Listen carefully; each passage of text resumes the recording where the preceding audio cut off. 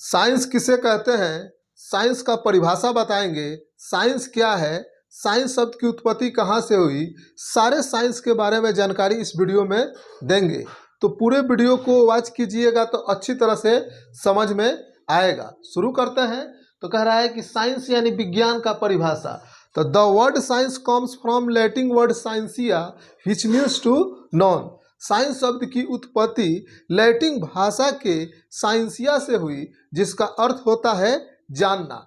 Science का अर्थ ही होता है जानना यानी नॉलेज, ठीक है, ज्ञान। ऐसे भी लोग कहते हैं कि जहाँ विशेष ज्ञान को ही क्या कहा जाता है, विज्ञान कहा जाता है। जब हम किसी चीज का विशेष ज्ञान प्राप्त करना शुरू कर दिए तो वो क्या हो गया, विज्ञान हो गया। उदाहरण के लिए लेते हैं कि पेड़ की पत्ती हरी होती है, तो हरी होती है ऐसे जानते हैं, लेकिन अगर जब विशेष रूप में जानेंगे कि किस कारण से हरी होती है तो उसको प्रयोगशाला में प्रयोग किया गया तो पाया गया कि पत्ती में क्लोरोफिल नामक तत्व होता है, जिसके कारण क्या होता है, पत्ती हरी होती है। तो जहाँ भी हम विशेष ज्ञान लेना शुरू कर दिए वही क्या हो गया, विज्ञान हो गया।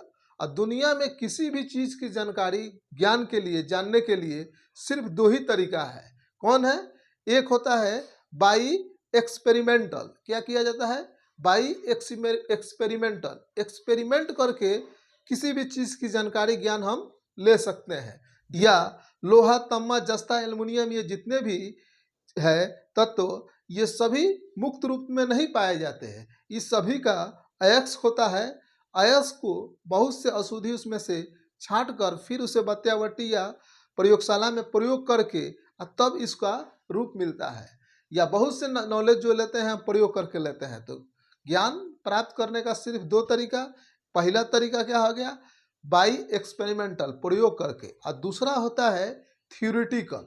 दूसरा नॉलेज क्या होता है, कैसे ज्ञान लेते हैं, थ्योरी से लेते हैं। क्या लेते हैं, थ्योरी से। किसी भी चीज़ का जब हम थ्योरी करेंगे, जैसे उदाहरण स्वरूप लीजिए कि Kepler law of the planetary motion, ग्रहों संबंधित गति का नियम केपलर ने दिया था कि सूर्य अपने अक्ष पर होता है, बाकी केंद्र पर होता है, बाकी उसके चारों तरफ ग्रह क्या करते हैं, मोशन करते हैं, ठीक है। तो ये क्या दिया गया, एक थ्योरी दिया गया।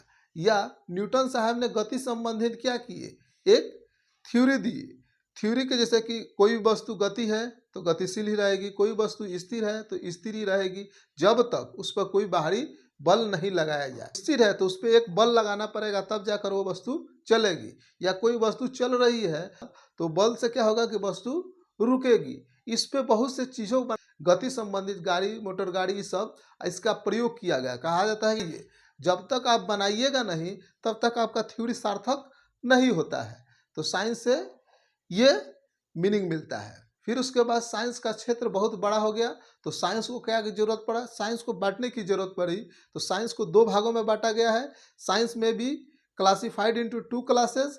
एक होता है फिजिकल साइंस और दूसरा होता है बायोलॉजिकल साइंस। फिजिकल साइंस के अंतर्गत फिजिक्स, केमिस्ट्री पढ़ते हैं। बायोलॉजिकल साइंस के अंतर्गत क्या पढ़ते हैं, बॉटनी, जूलॉजी, ऑर्थोनोलॉजी, ठीक है। तो ये साइंस का परिभाषा रहा। भाषा बताएंगे कि फिजिक्स क्या है, फिजिक्स शब्द की उत्पत्ति कहाँ से हुई। तो अगर वीडियो पसंद आए तो लाइक कीजिएगा, और हमारे पेज पर जो लोग नए होंगे या चैनल पर जो लोग